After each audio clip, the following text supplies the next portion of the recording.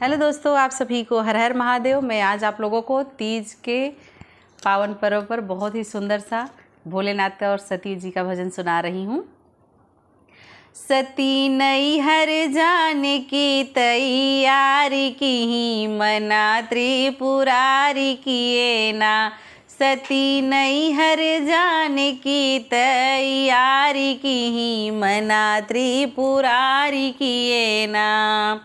नेवता हमें ना पठाए ना तो तुमको बुलाए। नेवता हमें ना पठाए ना तो तुमको बुलाए। काम पिताजी तुम्हारे ना विचारी किए मना त्रिपुरारी किए ना।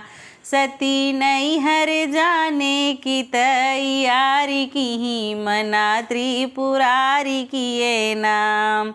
सती गई ऋषियाई भोला जी से कोहाई। सती गई ऋषियाई भोला जी से कोहाई।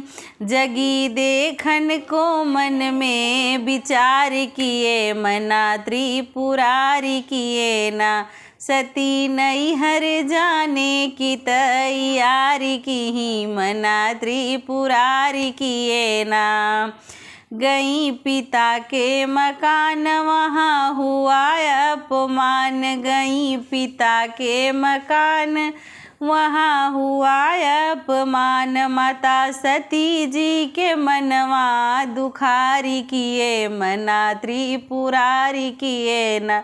सती नैहर जाने की तैयारी की ही मना त्रिपुरारी किए ना।